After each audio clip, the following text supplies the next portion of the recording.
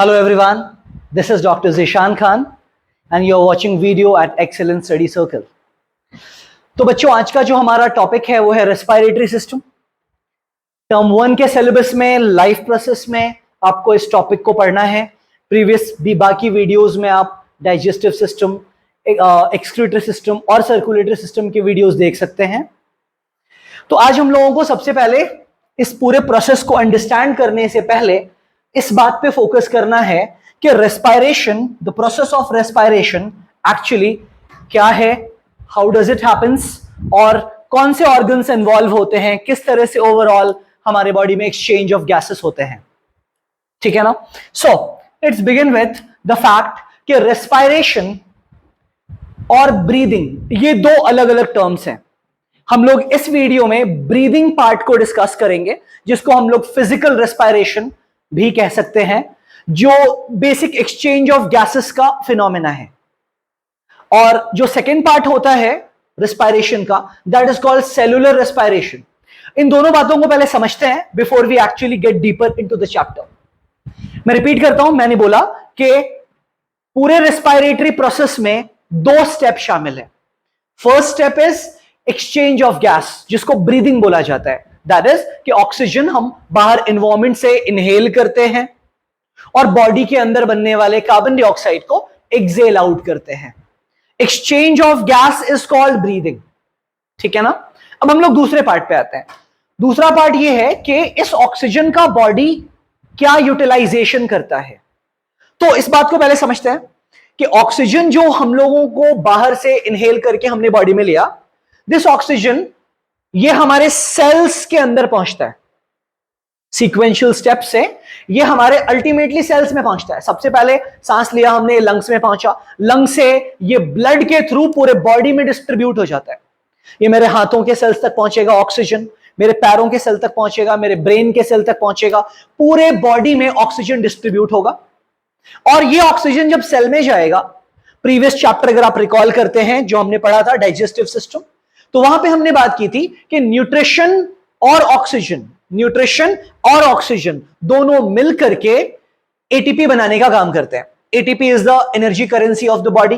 तो हमारे बॉडी में कितना एटीपी बना, कितनी एनर्जी बनी, वो इस बात पे डिपेंड करेगा कि ऑक्सीजन और न्यूट्रिशन हमारे सेल्स को कितने अच्छे से मिल पाता है ना। तो डाइजेस्टिव सिस्टम में हम लोगों ने डिस्कस किया था कि हमारा कॉम्प्लेक्स फॉर्म ऑफ फूड किस तरह से ब्रेक डाउन होता है, कैसे डाइजेस्ट होता है और उसके बाद वो सेल के अंदर पहुंचता है। यहां पे हम लोगों को बात ये करना है कि ऑक्सीजन जो हमने इनहेल किया, ये ऑक्सीजन लंग्स में गया, लंग से ब्लड ने इसको किस तरह से डिस्ट्रीब्यूट किया, और ये जब ऑक्सीजन सेल तक पहुंचा तो फिर अल्टीमेटली सेल ने ऑक्सीजन और न्यूट्रिशन कंबाइन करके एटीपी बनाने का काम किया। ठीक है ना। तो देखो अच्छे से समझने की कोशिश करेंगे प्लीज। सबसे पहला पॉइंट ये है बच्चों कि हमारे बॉडी में जो एक्सचेंज ऑफ गैस है, दैट इज ब्रीदिंग का जो प्रोसेस है। ब्रीदिंग प्रोसेस के लिए हमारे पास एक ऑर्गन है जो नेचर ने हमें दिया है, that's called lungs. We all are blessed with a pair of lungs. Lungs का जो लोकेशन है ये हमारे थोरैक्स में है। दो टर्म अच्छे से प्लीज अंडरस्टैंड कीजिए। कंधे से लेके कमर तक का जो जोन है ह्यूमन बॉडी का, ये जो एरिया है कंधे से लेके कमर तक, दिस इज कॉल्ड ट्रंक या टॉर्सो। ये दो पार्ट में डिवाइडेड है। The upper part that is like chest region, upper part के कंधे से लेकर के रिब्स तक, जहां तक रिब्स कवर अप होते हैं, जहां रिब्स फिनिश हो रहा है, ये एरिया रिब्स से ऊपर से लेके कंधे तक, this part is called thorax. What is it called? Thorax, THORAX, thorax. और यहां नीचे से, मतलब हमारे रिब्स के नीचे से लेकर के जहां पे डायफ्राम भी होता है, यहां से लेके वेस्ट तक, कमर तक, this zone is called abdomen. तो हमारे लंग्स का जो लोकेशन है ना, ये थोरैक्स में होता है। हमारा हार्ट थोरैक्स में होता है, लंग्स थोरैक्स में होता है, फूड पाइप, विंड पाइप, ये सब थोरैक्स में होते हैं। एब्डोमेन में स्टमक है, इंटेस्टाइन है, लिवर है, पैंक्रिया है, किडनी है, ये सारे ऑर्गन इधर होते हैं। This is abdomen, the upper part is called thorax. ठीक है। तो पहला पॉइंट ये हो गया कि लंग्स का लोकेशन जो है वो थोरैक्स में है। A pair of lungs we all have been blessed by the nature. ठीक है। लंग्स के अंदर एक्चुअली एक्सचेंज ऑफ गैस होता है। लंग्स में बाहर के एनवायरमेंट से ऑक्सीजन आता है और बॉडी के कार्बन डाइऑक्साइड लंग्स से बाहर निकाले जाते हैं। ये काम कैसे होगा? This is what we are suppose to learn. यही हमें सीखना है इस पूरे चैप्टर में। तो ये है lungs, a pair of lungs. Lungs के अंदर आपको बहुत सारे ब्रांचिंग दिखाई दे रहे हैं। ये पाइप, ट्रैकिया, इसकी ब्रांचेस, ब्रोंकस, ये सारी बातें हम लोगों को सीखनी है। डायग्रामेटिकली आपको प्रेजेंट किया जा रहा है सब कुछ ताकि आपका थोड़ा प्रॉपर अंडरस्टैंडिंग बन पाए। स्ट्रक्चरल और स्ट्रक्चरल डिटेल्स को समझते हुए अगर कोई चीज हम समझ पाते हैं ना, तो वो चीज लंबे टाइम तक दिमाग में रह पाती है। ये रहा मतलब एग्जैक्ट थोरैक्स में हमारा लंग्स, इसको हम विंड पाइप या ट्रैकिया कहते हैं। ये दो लंग्स दिख रहे हैं। We'll have a view on all the structures in detail. ये आपको रिब्स दिखाई दे रहे हैं, हमारे लंग्स को चारों तरफ से प्रोटेक्शन करते हैं ये रिब्स। ठीक है, रिब्स जो हिंदी में पसलियां भी कहे जाती हैं हड्डियों को। We have 12 pair of ribs, इधर 12 इधर 12, तो टोटल 24 रिब्स हैं हमारे थोरैक्स को कवर करके, और ये रिब केज कहलाते हैं। मतलब ये जो रिब्स हैं ये सामने से पूरा सी शेप स्ट्रक्चर बनाता है और पीछे हमारे वर्टिब्रल कॉलम या बैकबोन से जुड़ा हुआ है। पीछे बैकबोन से जुड़ा हुआ है और आगे स्टर्नम नाम की हड्डी से जुड़ा हुआ है। तो ये टोटल एक केज लाइक स्ट्रक्चर बन रहा है हड्डियों का, और इसी के अंदर लंग्स, हार्ट, ईसोफेगस मतलब फूड पाइप, एंड ट्रैकिया मतलब विंड पाइप, ये सारे वाइटल ऑर्गन्स प्रोटेक्टेड हैं कि हम कभी चोट लग जाती है, हम गिर जाते हैं, एक्सीडेंट हो जाता है, तो इतनी आसानी से लंग्स या हार्ट को चोट ना लग जाए। For that nature has blessed us with these ribs. कितने रिब्स? 12 pair of ribs. ठीक है, now come to this diagram, और आपको ये डायग्राम का स्क्रीनशॉट ले लेना है। आपको कोशिश करनी है कि ये डायग्राम आपको बनाना है when it comes to your board exam. बहुत बेसिक 2D में ये डायग्राम दिख रहा है, और इस डायग्राम को पहले पूरा समझेंगे हम लोग, और फिर पूरे प्रोसेस और पूरे अंडरस्टैंडिंग ऑफ ब्रीदिंग को रिलेट कर पाएंगे। तो सबसे पहले आप स्क्रीनशॉट ले लीजिए पूरे स्क्रीन का, so that properly you are able to draw, और आपकी कोशिश होनी चाहिए ये लेक्चर खत्म होने के बाद कि आप इसको कॉपी पे ड्रॉ करेंगे, है ना। लेट्स सी, बिगिन करते हैं हम लोग। सबसे पहले वी कैन सी हियर कि शुरुआत होती है नोज के ओपनिंग से। नाक के छेद को नॉस्ट्रिल कहते हैं बच्चों। वी हैव 2 नॉस्ट्रिल्स, नाक में 2 ओपनिंग है, they both are called nostril. ठीक है, नाक के ओपनिंग को नॉस्ट्रिल कहते हैं। नॉस्ट्रिल के बाद जो हमें लेबलिंग दिखाई दे रहा है, ये जो स्ट्रक्चर है ना, this is called nasal palate. ये हड्डी है, ये बोन है जो हमारे माउथ को और नेजल कैविटी को सेपरेट करता है। अच्छे से समझो इस बात को। लेट्स सी, ये माउथ है, माउथ के अंदर की कैविटी को ओरल कैविटी बोला जाता है। तो जब हम अपना टंग रेस करते हैं माउथ में, हम अपने टंग को माउथ के रूफ पे लेके जाते हैं, तो ये जो आपको फ्लैट बोन फील होगा ना, this flat bone, this is palate. यही दिख रहा है आपको, ये पैलेट। पैलेट के ऊपर एक खोखला स्पेस है जिसको नेजल कैविटी या नेजल पैसेज बोला जाता है। तो जब हम नाक से सांस लेंगे तो हवा नॉस्ट्रिल से होता हुआ, नेजल पैसेज से होता हुआ इस जोन में पहुंचेगा जिसको फैरिंग्स बोला जाता है। This zone is called फैरिंग्स। Mouth से हम सांस लेंगे तो भी एयर विल रीच फैरिंग्स, नाक से हम सांस लेंगे तो भी एयर विल रीच फैरिंग्स। अभी हम लोग थोड़ी देर में इस बारे में बात करेंगे कि नाक से सांस लेना और माउथ से सांस लेना, नेजल ब्रीदिंग मतलब नाक से सांस लेना, ओरल ब्रीदिंग मतलब मुंह से सांस लेना, इन दोनों प्रोसेस में क्या डिफरेंस है, और नाक से सांस लेना माउथ से सांस लेने से ज्यादा बेहतर क्यों है। ठीक है, हम लोग इस सवाल पे अभी 5 मिनट के बाद पहुंचेंगे। पहले एक बार पूरे स्ट्रक्चर से फेमिलियर हो जाते हैं। तो एयर नॉस्ट्रिल से होता हुआ, नेजल पैसेज से होता हुआ इस जोन में पहुंचेगा जिसका नाम है फैरिंग्स। माउथ से भी हम सांस लेंगे तो भी एयर फैरिंग्स में पहुंचेगा। फैरिंग्स आप सिंपल भाषा में अगर समझना चाहेंगे हम लोग, तो वी विल से कि ये जो इंटरनल जोन है ना, यहां अंदर ये जोन इंटरनल, जैसे मुंह हम बड़ा खोल करके टंग के पीछे का एरिया देख पाते हैं ना, मुंह हमने बड़ा खोला मिरर में आ करके, and we are able to see कि टंग के नीचे एक स्लोप जा रहा है अंदर की तरफ, इस जोन को बोलते हैं फैरिंग्स। दिस इज फैरिंग्स, ये एरिया फैरिंग्स है। फैरिंग्स के नीचे हम जाते हैं बच्चों, फैरिंग्स के नीचे जाते हैं तो ये विंड पाइप की शुरुआत हो जाती है जिसका नाम है ट्रैकिया। यहां पे ट्रैकिया है, this pipe is called trachea, और इसी के पीछे है फूड पाइप जिसका नाम है एसोफेगस। तो एसोफेगस का इस चैप्टर से कोई डायरेक्ट लेना देना नहीं है, लेकिन इस ट्रैकिया के पीछे प्रेजेंट है ईसोफेगस। ईसोफेगस को फूड पाइप बोलते हैं और ट्रैकिया को विंड पाइप बोलते हैं। ट्रैकिया की ओपनिंग का नाम है ग्लॉटिस। तो ट्रैकिया के ऊपर एक ढक्कन लगा है जिसका नाम है एपीग्लॉटिस। एपी का मतलब होता है अपॉन, ऊपर। तो ग्लॉटिस के ऊपर है एपीग्लॉटिस नाम का एक स्ट्रक्चर जो खुलता बंद हो सकता है according to the requirement. We will talk about that in a while. तो हमने जो स्ट्रक्चर, पहले एक बार पूरा स्ट्रक्चर समझ लेते हैं, फिर एक एक करके पूरा डिटेल समझेंगे सब कुछ, डोंट वरी। नॉस्ट्रिल नाक का छेद है। This area is called nasal passage. Nasal passage से हवा पहुंचेगी फैरिंग्स। माउथ से सांस लेंगे तो माउथ से सीधा पहुंचेगी हवा फैरिंग्स में। फैरिंग्स के बाद air will enter into the trachea. Trachea के ऊपर ढक्कन था जिसका नाम है एपीग्लॉटिस। ट्रैकिया के इनिशियल पार्ट में, एकदम ऊपरी हिस्से में, एक ऑर्गन है जिसका नाम है larynx. This is larynx. Larynx is the structure जिसको हम लोग वॉइस बॉक्स भी बोलते हैं। We will learn that in a while. आवाज प्रोड्यूस होता है लैरिंग्स से, बट ये हवा फिर लैरिंग्स से होता हुआ अंदर चला जाएगा और ये air will enter the trachea. Trachea divides into two part. Trachea थोड़ा नीचे ट्रैवल करके लोअर थोरैक्स में जाकर के दो पार्ट में डिवाइड हो जाता है और राइट और लेफ्ट साइड दोनों लंग्स में एंटर हो जाता है। Trachea divides and enter the lungs, ठीक है, यूं डिवीजन होकर के लंग्स में चला जाता है। ट्रैकिया के डिवीजन को हम कहते हैं, या डिवाइडेड ट्रैकिया को हम कहते हैं ब्रोंकस। प्लीज ध्यान से सुनेंगे। Trachea divides into two bronchus. एक ब्रोंकस राइट साइड के लंग्स में चला जाएगा, एक ब्रोंकस लेफ्ट साइड के लंग्स में चला जाएगा। अब लंग्स के अंदर ब्रोंकस घुसेगा तो ब्रोंकस और फर्दर डिवीजन करेगा। Bronchus will divide subsequently more into more branches.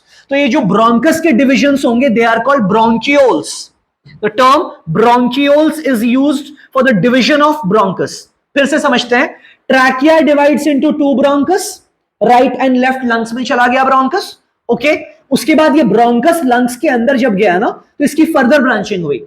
The further branching of the bronchus is given the term called bronchioles, ठीक है। अब ब्रोंकियोल्स एंड अप होते हैं इनटू स्मॉल एयर सैक, छोटे छोटे हॉलो एयर सैक जिनको बोला जाता है alveolus. Alveolus are very minute. ये थाउजेंड्स ऑफ एल्वियोलस होंगे हमारे लंग्स में। Ample number of alveolus present होगा जो अंदर से हॉलो है, पतला मेम्ब्रेनस है। यही वो स्ट्रक्चर है जहां एक्सचेंज ऑफ गैस होगा। एल्वियोलस में ही बाहर से ऑक्सीजन आया है तो एल्वियोलस से निकल के ऑक्सीजन ब्लड में जाएगा और ब्लड से निकल करके कार्बन डाइऑक्साइड एल्वियोलस में जाएगा। ये सारी बातें अभी थोड़े टाइम के बाद होंगी। पहले स्ट्रक्चर से फेमिलियर हो जा रहे हैं हम लोग। ये रहा हमारा लंग्स। लंग्स को कवर करके रखता है एक मेम्ब्रेनस स्ट्रक्चर जिसका नाम है pleura. Pleura is a thin membrane जो लंग्स के चारों तरफ से उसको प्रोटेक्ट करता है, ठीक है ना। So I hope we are left with diaphragm. Diaphragm एक मसल है जो आर्क या डोम शेप स्ट्रक्चर है जो लंग्स के जस्ट नीचे होता है। मतलब डायफ्राम की लोकेशन अगर आपने देख लिया, डायफ्राम ये रहा diaphragm, it is labelled as diaphragm. तो डायफ्राम के बारे में बात मैं जल्दी से बता दूं कि डायफ्राम आपके थोरैक्स और एब्डोमेन को सेपरेट करके रखता है। मतलब एब्डोमेन और थोरैक्स के बीच में पार्टीशन जो है ना वो है डायफ्राम। डायफ्राम के ऊपर है थोरैक्स, मतलब इस पार्ट के ऊपर है थोरैक्स, इसके नीचे है एब्डोमेन। ये दो टर्म्स बहुत जगह पे आपको यूज में आएंगे पूरे लाइफ प्रोसेस में, पूरे आपको रिप्रोडक्शन चैप्टर में, आपको कंट्रोल कोऑर्डिनेशन चैप्टर में भी इसकी जरूरत पड़ेगी। तो you are required to have that in your brain कि what do we mean by diaphragm and what actually is thorax and abdomen, ठीक है ना। तो एक बार फटाफट जल्दी से देख लेते हैं कि जितने स्ट्रक्चर्स हैं ना, इन सारे स्ट्रक्चर्स को अगर हम सीख जाएंगे तो इन्हीं की एप्लीकेशंस करके पूरा mechanism of breathing, exchange of gas we will be able to learn. Nostril नाक का छेद है, नेजल पैसेज जहां से एयर गुजरता है नाक के अंदर एंटर होने के बाद। फैरिंग्स is the common opening between nasal chamber and oral cavity. नाक से भी हवा जाएगी तो फैरिंग्स में पहुंचेगी, माउथ से भी हम ब्रीथ करेंगे तो एयर विल रीच द फैरिंग्स। फैरिंग्स के बाद हवा पहुंचेगा इनटू द ट्रैकिया, ठीक है। ट्रैकिया का इनिशियल पार्ट है लैरिंग्स, तो हम कह सकते हैं लैरिंग्स होने के बाद the air will enter the trachea. Trachea divide हो जाएगा दो पार्ट में जिनको हम कहेंगे ब्रोंकस। दोनों ब्रोंकस लंग्स में एंटर हो जाएगा, राइट एंड लेफ्ट साइड के लंग्स में। ब्रोंकस अंदर जाकर के ब्रोंकियोल्स में डिवाइड करेगा। Sub division of bronchus is called bronchioles. Bronchioles will end up into small air sac known as alveolus. ठीक है ना? तो ये पूरा जो मैकेनिज्म है, इस पूरा स्ट्रक्चर जो है ना, ये हम लोग अगर देखते हैं पैसेज या पाथवे ऑफ एयर, तो we will be having these structures जहां से एयर गुजर करके हमारे एल्वियोलस तक या एक्सचेंज तक पहुंचता है. मतलब नॉस्ट्रल से एयर का एंट्री हुआ, नॉस्ट्रल के बाद air will reach the nasal cavity. अगर हम नाक से सांस ले रहे हैं तो नेजल कैविटी के बाद एयर विल रीच द फैरिंग्स, फैरिंग्स के बाद लैरिंग्स, लैरिंग्स के बाद trachea, trachea divides into bronchus, bronchus further divides into bronchioles and bronchioles ends up into alveolus. You should take the screenshot so that you are able to write. आप जब तक लिखेंगे नहीं आप चीजों को याद नहीं कर पाएंगे. डोंट एक्सपेक्ट कि सिर्फ सुन करके या एक बार पढ़ करके आपको चीजें याद हो जाएंगी. तो that is something quite difficult. You need to write it down nicely. आप लिख लिख करके याद करोगे, आपको बहुत स्ट्रांगली लंबे टाइम तक चीजें याद रह पाएंगी. तो this is the pathway of air. यहीं से हम लोगों को पार्ट बाय पार्ट एक एक करके सारे स्ट्रक्चर्स को समझना है और पूरा प्रोसेस, पूरी कहानी एक्सचेंज ऑफ गैस की, कि ऑक्सीजन बाहर से बॉडी के अंदर जाएगा, हमारे बॉडी के अंदर का कार्बन डाइऑक्साइड निकल करके लंग्स के थ्रू, मतलब पूरे पाथवे से बाहर जाएगा. How will this happen? We will be learning this. ठीक है ना? तो चलो शुरू करते हैं बच्चों. सबसे पहले एक सवाल आएगा जब हम नाक से शुरू करेंगे नॉस्ट्रल के बारे में बात करना. तो सबसे पहला सवाल आएगा कि why nasal breathing is better than oral breathing. नाक से सांस लेना मुंह से सांस लिए जाने से बेहतर क्यों है? पहली बात तो ये समझ ले बेहतर है, मतलब कि नाक से सांस लेना माउथ के सांस लिए जाने से बेटर है. Why? We have two reason for that. पहले समझते हैं फिर पढ़ते हैं. पहला रीजन ये है कि जब हम नाक से सांस लेंगे बच्चों, तो नाक में ना बहुत सारे छोटे छोटे हेयर्स प्रेजेंट होते हैं. जो आपके डस्ट वगैरह अगर प्रेजेंट है एनवायरमेंट में, तो वो एयर जो डस्ट के साथ आपके बॉडी में एंटर करेगा उसकी फिल्ट्रेशन कर देगा. ठीक है ना? बहुत सारे हेयर प्रेजेंट होते हैं हमारे नाक में अंदर इंटरनल कैविटी में, तो वो फिल्ट्रेशन ऑफ एयर हो जाएगा ताकि एयर थोड़ा साफ हो जाए. Point number 1. दूसरा पॉइंट है कि म्यूकस प्रेजेंट होता है हमारे नेजल कैविटी में.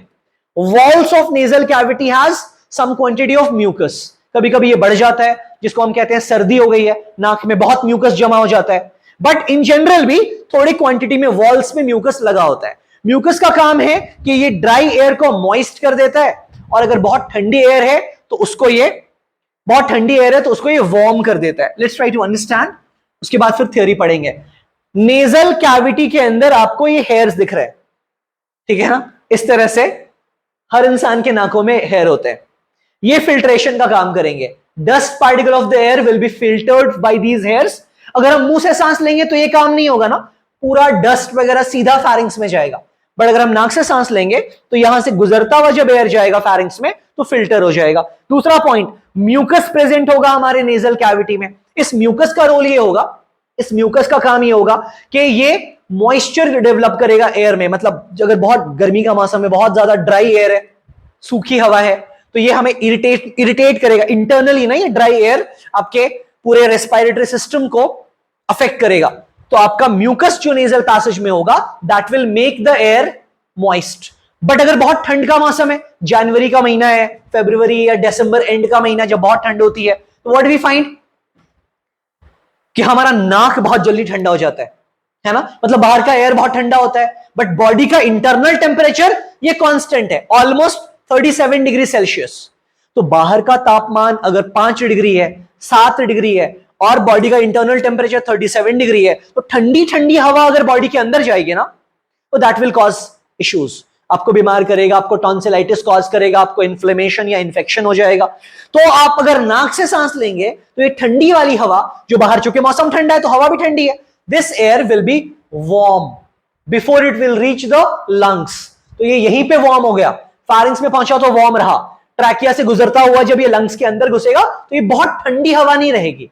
तो हमारे पास 2 पॉइंट थे कि अगर हम नाक से सांस लें तो इसका क्या एडवांटेज है. नाक से सांस लेने के 2 फायदे बच्चों. पहला कि in nasal breathing the air gets filtered when it passes through the hairs present in the nasal cavity. दूसरा, the inhaled air becomes warm and moist in the nasal cavity.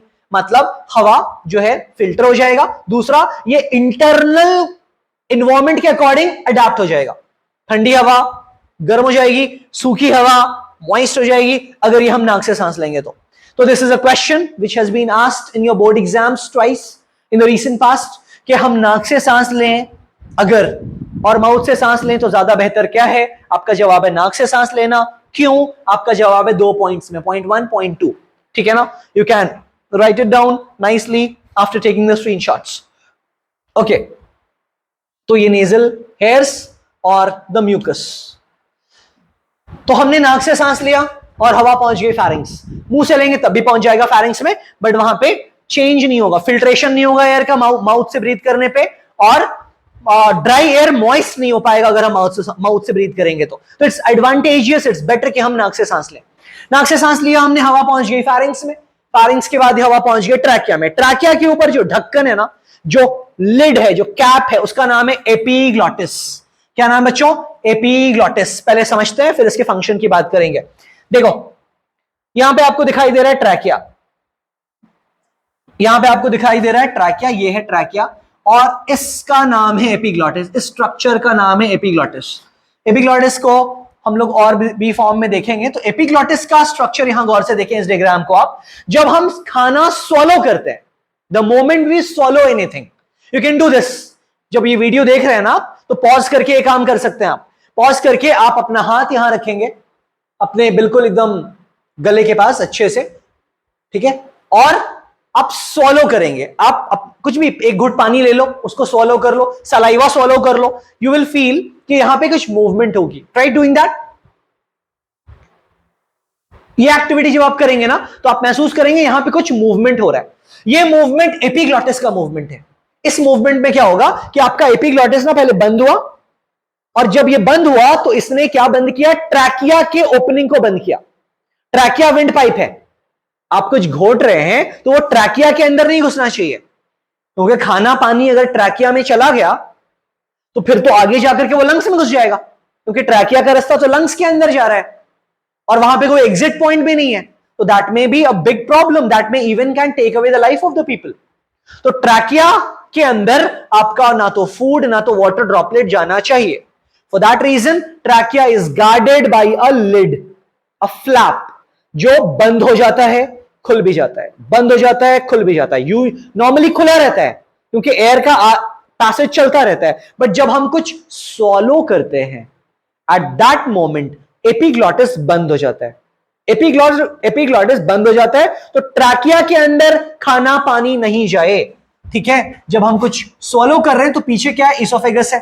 Look at that diagram nicely. ये green वाला कुछ food है, ठीक है, ये food जा रहा है जब, तो एपीग्लॉटिस ने क्या किया? ट्रैकिया को बंद कर दिया। ट्रैकिया बंद हो गया तो खाना सिर्फ और सिर्फ पीछे वाले पाइप में जाएगा, वरना अगर ये खुला रहेगा तो थोड़े बहुत फूड पार्टिकल्स हो सकता है ट्रैकिया में चले जाएं। कभी कभी ऐसा होता है कि हमने खाना खाने के टाइम या पानी पीने के टाइम बहुत बात करने के या फिर बहुत हंसने की वजह से कभी कभी एक प्रेशर आता है अंदर से, एक रिफ्लेक्स पुश आता है, जिससे क्या होता है कि हम सरक जाते हैं, जिससे हमें काइंड ऑफ फीलिंग आती है, और ये पानी या फूड ड्रॉपलेट को ना पुश करके बाहर फेंकता है, पुश करके धक्का मार के बाहर फेंकता है, कभी कभी इतना जोर से कि वो नाक से बाहर आता है। अगर आपने कभी नोट किया हो या ऑब्जर्व किया हो तो ये कभी कभी यूं होता है कि बहुत जोर का प्रेशर लगेगा, क्योंकि ट्रैकिया के इंटरनल वॉल्स पे ना बहुत सारे सीलिया प्रेजेंट हैं, बहुत सारे हेयर लाइक स्ट्रक्चर प्रेजेंट है, सीलिएटेड एपिथेलियल टिश्यू प्रेजेंट होता है जो पुश कर देता है। अगर कुछ चला गया गलती से, अगर बहुत ज्यादा क्वांटिटी में चला जाएगा तो दैट इज वेरी डेंजरस। तो यूजुअली ट्रैकिया के अंदर कुछ नहीं जाएगा, खाना या पानी का पार्टिकल, अगर हम बहुत आराम आराम से चबा चबा के बिना बातचीत किए बिना हंसे खाना खा रहे हो तो। बट कभी कभी ऐसा होता है, कैसा होता है? ये रहा हमारा एपिग्लॉटिस, ठीक है, एपिग्लॉटिस ये रेज्ड एपिग्लॉटिस है, ऐसे करके बाहर निकालने पे ना ऐसा स्ट्रक्चर आपको देख सकता है, बहुत ज्यादा ऐसा करने पे। बट एनीवे ऐसा करने की कोई जरूरत नहीं है। तो फंक्शन क्या है भाई एपिग्लॉटिस का? एपिग्लॉटिस का रोल क्या है? एपिग्लॉटिस का रोल है कि it prevents the entry of the food particles और water droplets into the trachea while we are swallowing the food. जब हम कुछ खाना या पानी घोट रहे हो, निगल रहे हो, उस मोमेंट हमारा एपिग्लॉटिस क्या करेगा कि बंद कर देगा, ट्रैकिया की ओपनिंग को बंद कर देगा, ताकि खाना या पानी ट्रैकिया में बिल्कुल नहीं घुसना चाहिए। ठीक है, it prevents the entry of the food और water into the trachea while swallowing, सिर्फ उस moment when we are swallowing the food. ठीक है, तो that's one thing that we are suppose to absorb. मतलब ये इंपॉर्टेंट क्वेश्चन है, what is the function of epiglottis. Short question है but बहुत बार पूछा गया। So we are done with the function of epiglottis बच्चों। आगे बढ़ते हैं अगले पार्ट पे, हम स्टेप बाय स्टेप नीचे जा रहे हैं। नॉस्ट्रल, नॉस्ट्रल के बाद फिर हमारा कौन सा पार्ट आया? फैरिंग्स के बारे में बात तो हुई नहीं, बट फिर भी फैरिंग्स में कुछ खास होता नहीं है। फैरिंग्स से एयर चला जाता है इनटू द ट्रैकिया। ट्रैकिया की ओपनिंग का नाम है ग्लॉटिस। ग्लॉटिस खुला रहता है यूजुअली, बट खाना स्वॉलो करने के टाइम पे ये बंद हो जाता है। ट्रैकिया को गार्ड करके क्लोज कर देता है एपिग्लॉटिस।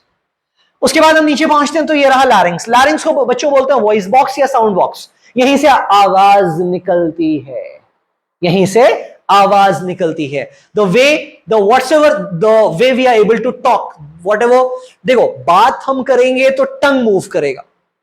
फोनेटिक्स के लिए आपका जीभ आपको मतलब कोई भी स्टेटमेंट, कोई भी वर्ड, कोई भी अल्फाबेट प्रोनाउंस करने में आपका टंग हेल्प कर रहा है। बट साउंड का जो प्रोडक्शन है ना, वो यहां से है, लैरिंग्स से। तो लैरिंग्स इज द वॉइस बॉक्स या साउंड बॉक्स। इसमें प्रेजेंट होते हैं वोकल कॉर्ड्स। एपिग्लॉटिस के जस्ट नीचे ये रहा ग्रीन वाला जो देख पा रहे हैं आप, दिस इज लैरिंग्स। लैरिंग्स यहां पे आपको दिख रहा है, सिर्फ लैरिंग्स। लैरिंग्स के नीचे कुछ ग्लैंड्स दिख रहे हैं, थायराइड ग्लैंड। ये थायराइड ग्लैंड है, ये आप बाद में पढ़ेंगे कंट्रोल कोऑर्डिनेशन वाले चैप्टर में, ठीक है।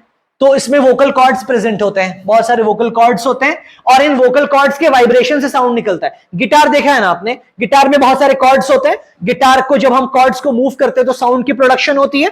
ऐसा ही कुछ वोकल कॉर्ड होता है यहां पे, इन्हीं के वाइब्रेशन से we are able to create sound. और ये साउंड निकल करके जब टंग पे आता है तो टंग की मूवमेंट से हम अलग अलग अल्फाबेट्स का या वर्ड्स का प्रोनाउंसिएशन कर पाते हैं।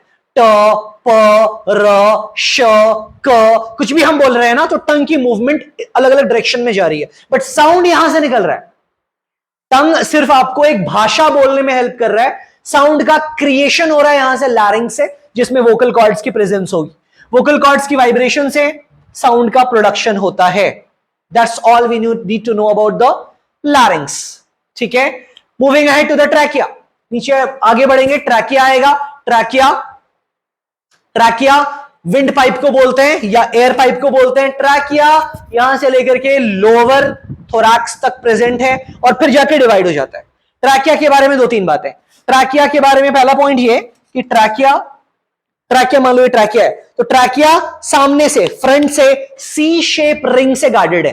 कार्टिलेज का बना हुआ रिंग है, बट हाफ रिंग है, सेमी सर्कल है, और ये ऐसे ऐसे ऐसे ऐसे ऐसे ऐसे पूरे ट्रैकिया को गार्ड करके रखता है, ताकि ट्रैकिया में जब एयर का प्रेशर ज्यादा या कम रहता हो तो इससे ट्रैकिया को कोई फर्क नहीं पड़े, ट्रैकिया कोलैप्स ना कर जाए, ट्रैकिया पिचक ना जाए। ट्रैकिया ना मस्कुलर स्ट्रक्चर नहीं है ईसोफेगस की तरह, ट्रैकिया मेम्ब्रेनस स्ट्रक्चर है। तो ट्रैकिया बहुत थिक, बहुत स्ट्रांग पार्ट नहीं है, तो उसको गार्ड करने के लिए सी शेप रिंग्स हैं, ऐसे रिंग्स हैं, और ये ट्रैकिया पे लगे हैं ऐसे ऐसे ऐसे ऐसे ऐसे, जैसे आपको दिखाई दे रहे हैं। ये सी शेप है, देखो ये पूरा कंप्लीट नहीं है, पूरा सर्कल नहीं है पीछे से, ये सामने की तरफ चेहरा है, ऐसा ये दिख रहा है आपको, तो ये सामने से रिंग है, ऐसे ऐसे ऐसे, ये ट्रैकिया है। ट्रैकिया पे कार्टिलेज का बना हुआ रिंग है, जिसका काम है ट्रैकिया को बचाना from collapsing while the pressure of air is very low in trachea, if at all. तो ये सी शेप रिंग्स है, पीछे से पूरा कंप्लीट रिंग नहीं है। ट्रैकिया नीचे जाके डिवाइड कर रहा है बच्चों इनटू ब्रोंकस, ठीक है। तो ब्रोंकस एंड ब्रोंक्यूल्स के बारे में बात होती है। Trachea divides into two part, दो ब्रोंकस दोनों लंग्स में एंटर करते हैं, अच्छे से गौर से देखें आप। ट्रैकिया डिवाइड्स इनटू ब्रोंकस, उसके बाद bronchus divides into many branches known as bronchioles. Bronchioles will end up into the small air sac known as alveoli. ठीक है, तो trachea divides into bronchus, bronchus divides into alveoli. Fine, ये रहा trachea के internal division. Trachea divides into bronchus, into the lungs. Lungs के अंदर bronchus और सब डिविजन्स में टूटता है, जिनको ब्रोंक्यूल्स कहा जाएगा। फाइन, उसके बाद अंदर लास्ट में आ जाएगा alveolus, bunch of air sac, गुच्छे में होगा, ये अंगूर के गुच्छे की तरह आपको कुछ दिखाई दे रहा है, बहुत सारे गोल गोल गोल गोल हॉलो, अंदर से हॉलो खोखला स्ट्रक्चर है एल्वियोलस, जिसमें एक्सचेंज ऑफ गैस होगा। जैसे हम सांस लेंगे ना, तो सारा ऑक्सीजन जाके एल्वियोलस में भर गया, अब एल्वियोलस में ये ऑक्सीजन निकल के जाएगा into the blood.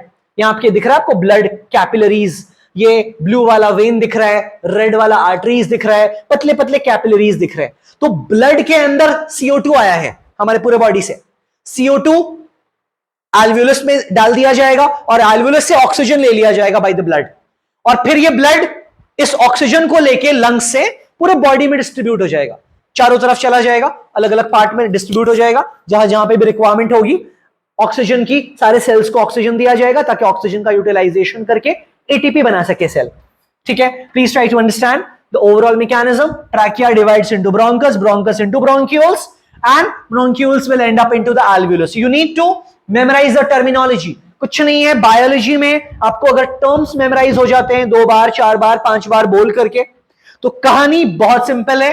We will ensure कि आपका पूरा सिलेबस बहुत अच्छे से कवर हो जाए यूट्यूब पे भी, और बाकी आपको एफर्ट्स खुद पे थोड़े थोड़े लगाने हैं, लिखने हैं, डायग्राम बनाना है, क्वेश्चंस प्रैक्टिस करना है। क्वेश्चंस के लिए we will be having the sessions on weekends पे सेशंस होंगे आपके, क्वेश्चंस आपका प्रॉपर लाइव टेस्ट होगा, साथ में क्वेश्चंस के डिस्कशंस होंगे।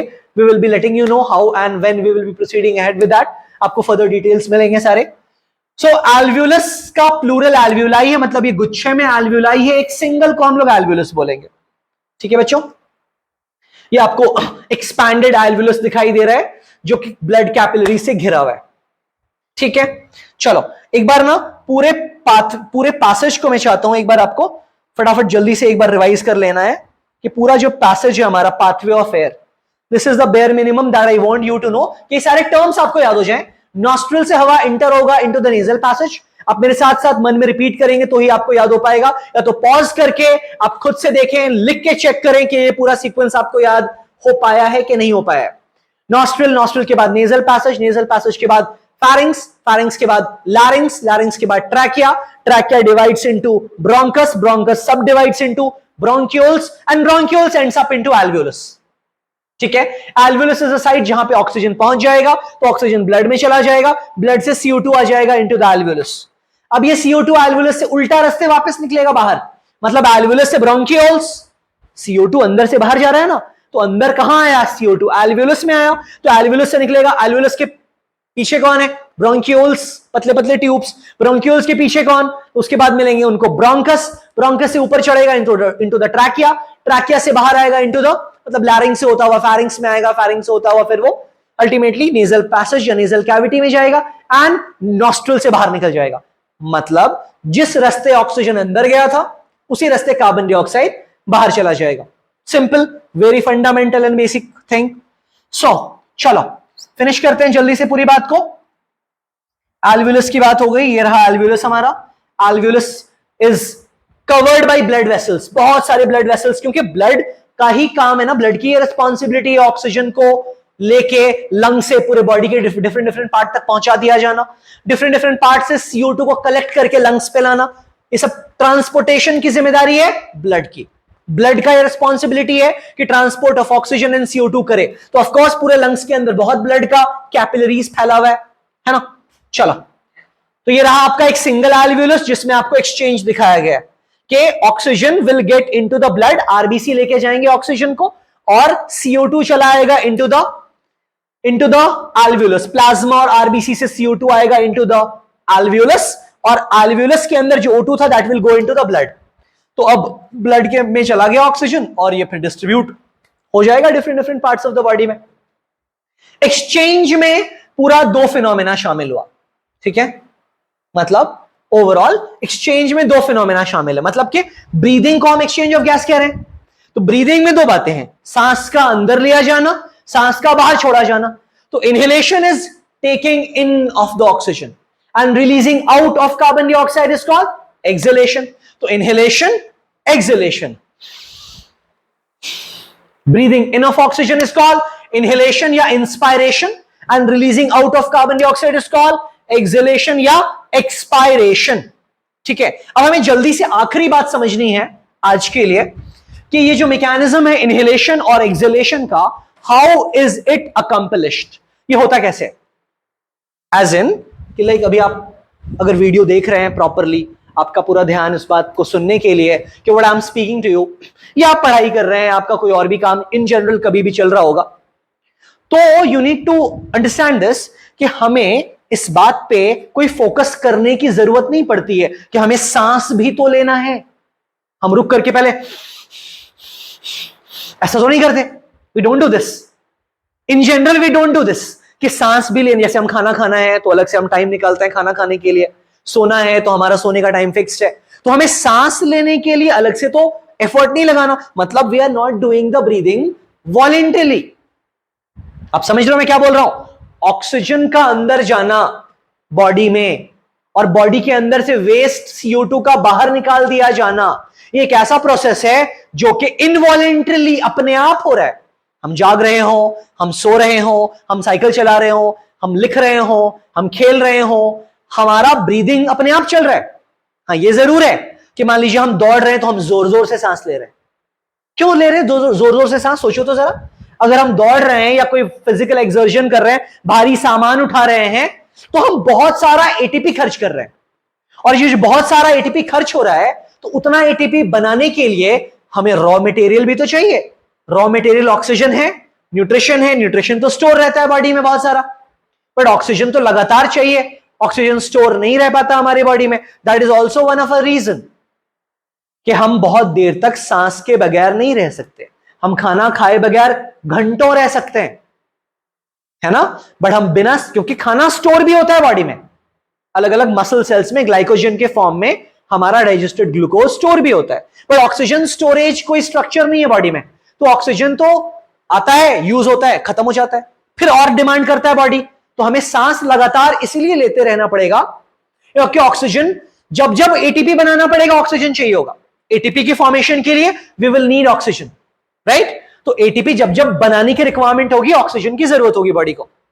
तो जब हम दौड़ेंगे ना, बहुत ज्यादा ATP खर्चा हो गया दौड़ने पे, भारी सामान उठाया, एक्सरसाइज किया हमने, बहुत ज्यादा एनर्जी खर्च हुआ, तो उतना सारा ATP बनाने के लिए हमें जरूरत पड़ेगी ज्यादा ऑक्सीजन की। तो हम जोर जोर से सांस लेंगे, है ना। खैर, बट जब हम रेस्ट मोड में हैं तो सांस लेने का काम, मतलब इनहेलेशन एंड एक्सहेलेशन, अपने आप हो रहा है। We are not like stressing on it कि हमें सांस भी लेना है। कैसे हो रहा है ये समझना है। इनहेलेशन का मतलब सांस अंदर लिया जाना, एक्सहेलेशन का मतलब सांस बाहर छोड़ा जाना। ध्यान से समझो। देखो, इनहेलेशन की बात करते हैं। इनहेलेशन में दो एक्टिविटी होगी बच्चों। पहला इवेंट इनहेलेशन में होगा कि जो डायफ्राम है ना हमारा, ये वाला डायफ्राम, ये ऐसा डोम शेप होता है डायफ्राम, ठीक है। मैं इधर आ जाता हूं ताकि आप डायग्राम भी देख पाए। ये रहा डोम शेप डायफ्राम, ऐसा आर्क शेप, कर्व शेप। ये कंट्रैक्शन से फ्लैट हो जाता है। इनहेलेशन के टाइम पे दो चेंजेस होंगे, बहुत ध्यान से सुनिए। पहला चेंज ये होगा बच्चों कि dome shape diaphragm will become flat. दूसरा चेंज ये होगा बच्चों कि जो रिब्स है ना हमारे, ये रिब्स है यहां पे, अभी हमने क्लास के स्टार्टिंग में बात की थी कि रिब्स 12 पेयर ऑफ रिब्स होते हैं। रिब्स के बीच में मसल्स होते हैं। जैसे ये आपको 12 पेयर ऑफ रिब दिख रहा है ना, तो ये रहा एक रिब, ये रहा दूसरा रिब, इसके बीच में मसल्स होते हैं। इधर मसल्स होगा, इस रिब में मसल होगा, ठीक है। मसल रिब्स जो है ना, इनमें एक पतला सा ब्रांच है जिनका नाम है इंटरकोस्टल मसल्स, ठीक है। Let me show you. पहले समझ लो फिर पढ़ते हैं। Let's try to understand first. सिर्फ दो पॉइंट है इनहेलेशन में। पहला पॉइंट है कि dome shape diaphragm will become flat. दूसरा पॉइंट है कि हमारे मसल्स जो रिब्स के बीच में प्रेजेंट है, जिनको इंटरकोस्टल मसल्स बोलेंगे ना, these muscles, these intercostal muscles contract करेंगे। दे विल कॉन्ट्रैक्ट, सारे मसल्स इकट्ठा। तो व्हाट विल हैपन कि पूरा रिबकेज जो है ना हमारा, ये अपवर्ड और फॉरवर्ड की तरफ मूव करेगा। अपवर्ड और स्लाइटली फॉरवर्ड, मतलब रिपीट कर रहा हूं मैं, डायफ्राम फ्लैट हुआ और रिबकेज का मूवमेंट हुआ अपवर्ड एंड फॉरवर्ड। अंडरस्टैंड करें आप, नीचे से डायफ्राम ने लंग्स को प्रेस करके रखा था, ठीक है ना। आप सारे डायग्राम में देखेंगे, अगर इस पे ही देख लेते हैं जरा। ये जो हमारा डायफ्राम है ना, डायफ्राम लंग्स के जस्ट नीचे है। तो जब ये डोम शेप था, इस शेप में था, आर्क शेप में था, तो नीचे से ये लंग्स को दबा रहा था। जब ये फ्लैट हो गया तो नीचे से लगने वाला प्रेशर जो लंग्स पे लग रहा था, ये खत्म हो गया। तो लंग्स थोड़ा नीचे की तरफ एक्सपैंड हो जाएगा, ठीक है, एंटीरियर पोस्टीरियर एक्सिस में, मतलब ऐसे एक्सपैंड हो जाएगा। Point number 1। पॉइंट नंबर 2, जब हमारे रिबकेज में कॉन्ट्रैक्शन होगा तो रिबकेज का मूवमेंट अपवर्ड और फॉरवर्ड हो जाएगा। मतलब सामने से जो रिबकेज लंग्स को प्रेस कर रहा था, रिबकेज रिब्स जो थे ये सामने से लंग्स को दबा रहे थे, ये रहा ना रिबकेज, इसी के अंदर तो लंग्स है, तो सामने से रिबकेज प्रेस कर रहा होता है लंग्स को, तो सामने वाला प्रेशर भी खत्म हो जाएगा क्योंकि ये रिबकेज थोड़ा आगे आ गया। मतलब दो बातें हुई, एक डायफ्राम फ्लैट हुआ तो नीचे वाला प्रेशर खत्म, तो लंग्स थोड़ा ऐसे एक्सपैंड हुआ, और सामने से रिबकेज थोड़ा आगे चला गया due to the contraction of intercostal muscle, तो हमारा लंग्स ऐसे इस फॉर्म में, मतलब मैं ऐसे खड़ा हूं तो इस फॉर्म में मेरा लंग्स एक्सपैंड होगा। जब लंग्स थोड़ा एक्सपैंड होगा तो अंदर का वॉल्यूम बढ़ेगा, अंदर का वॉल्यूम बढ़ेगा मतलब प्रेशर कम होगा, तो बाहर से एयर अंदर रश करेगा। बिना वॉलेंटरीली फोर्सफुल सांस खींचे, फोर्सफुली सांस खींचने की जरूरत भी नहीं पड़ेगी। बाहर का ऑक्सीजन प्रेशर कम होगा, हाई होगा, अंदर का ऑक्सीजन प्रेशर लो होगा, तो हाई से लो ऑक्सीजन अपने आप अंदर आ जाएगा। एक बार फिर से फाइनल रिपीट कर रहे हैं। इनहेलेशन में दो इवेंट, पहला इवेंट डायफ्राम फ्लैट हो जाएगा, ठीक है, तो नीचे वाला प्रेशर लंग्स पे खत्म हो जाएगा, लंग्स थोड़ा एक्सपैंड कर जाएगा नीचे की तरफ, सामने से रिबकेज का प्रेशर लग रहा था लंग्स पे, ये प्रेशर खत्म होगा और लंग्स एक्सपैंड कर जाएगा ऐसे, मतलब सामने की तरफ, मतलब डोर्सो वेंट्रल एक्सिस में। This is called anterio posterior axis, this is called dorso ventral axis. Front side को हम फ्रंट साइड को हम वेंट्रल साइड बोलते हैं बच्चों, और बैक साइड को डोर्सल साइड बोलते हैं, ठीक है ना। तो ये इस फॉर्म में लंग्स का एक्सपेंशन होगा जब ribcage upward and forward move करेगा, ठीक है, और डायफ्राम डोम शेप से फ्लैट हो जाएगा तो हमारा लंग्स का एक्सपेंशन होगा एंटीरियर पोस्टीरियर एक्सिस में। Try to understand and take a screenshot of these 2 point. Inhalation में डायफ्राम बिकम्स फ्लैट, एक चेंज। दूसरा, contraction in the intercostal muscles moves the ribcage upward and forward. इन दोनों changes से अंदर का वॉल्यूम बढ़ेगा और प्रेशर घटेगा, तो ऑक्सीजन अंदर रश करेगा, इनहेलेशन हो जाएगा, सांस अंदर पहुंच जाएगा। इसका रिवर्स हो जाएगा, मतलब ये जो फ्लैट डायफ्राम था ये दोबारा डोम शेप हो जाएगा, फिर से प्रेशर लगाना शुरू कर देगा नीचे से लंग्स के ऊपर, रिबकेज वापस आ जाएगा अपने पोजीशन पे due to the relaxation of intercostal muscles of the ribs, तो रिबकेज वापस आएगा सामने से, फिर से लंग्स दबेगा, मतलब लंग्स नीचे से भी दबेगा, सामने से भी दबेगा। तो इतने देर में जितना CO2 जमा हुआ था हमारे लंग्स के अंदर, ये प्रेशर से बाहर पुश हो जाएगा, ठीक है ना, ये प्रेशर से बाहर पुश हो जाएगा। फिर से ये बात रिपीट होता रहेगा, इनहेलेशन के बाद एक्सहेलेशन, एक्सहेलेशन के बाद फिर से इनहेलेशन। तो ये डायफ्राम का मूवमेंट, मतलब डोम शेप से फ्लैट, फ्लैट से डोम शेप, डोम शेप से फ्लैट, फ्लैट से डोम शेप, ये लगातार होता रहेगा। आप एक सोते हुए इंसान को देखते हैं जिसका बहुत बड़ा पेट है, तो आप देखते हैं सोते हुए वो उसका थोरैक्स ऊपर नीचे मूव कर रहा है, क्योंकि रिबकेज की movement due to the contraction of intercostal muscles ऊपर नीचे आपके रिबकेज को लेके जा रही है। Ribcage is getting upward and forward, please mark the words, contraction in the intercostal muscles moves the ribcage upward and forward, ठीक है, और डायफ्राम बिकम्स फ्लैट, तो इनहेलेशन हो गया। इसका रिवर्स होगा, डायफ्राम बिकम्स डोम शेप, मतलब फ्लैट से दोबारा डोम शेप, कर्व हो जाएगा, तो नीचे से प्रेशर लगेगा लंग्स के ऊपर, ठीक है। साथ साथ दूसरा इवेंट क्या होगा, relaxation of the intercostal muscles, जिससे ribcage will move downward and backward, तो दोबारा से प्रेशर लगेगा लंग्स पे, तो जितना CO2 जमा हुआ था ये पुश होके बाहर चला जाएगा, again through the same respiratory pathway, ठीक है ना। That is the basic mechanism of exchange of gas. अगले लेक्चर में बच्चों हम लोग बात करेंगे कि इस ऑक्सीजन का, जो ऑक्सीजन लंग्स से ब्लड में गया, ब्लड से ब्लड ने पूरे बॉडी में डिस्ट्रीब्यूट कर दिया, सेल तक पहुंचा, तो सेल तक जब ऑक्सीजन पहुंचा तो इस ऑक्सीजन का सेल ने क्या किया, सेल ने ATP कैसे बनाया, aerobic respiration, anaerobic respiration, what is actually cellular respiration, we will be discussing this in the next class. So I hope you have understood the stuffs. If you come across any difficulty you can directly consult us, या फिर आप comment section में भी अपने questions and queries post कर सकते हैं, we will be taking care of it. Thank you so much.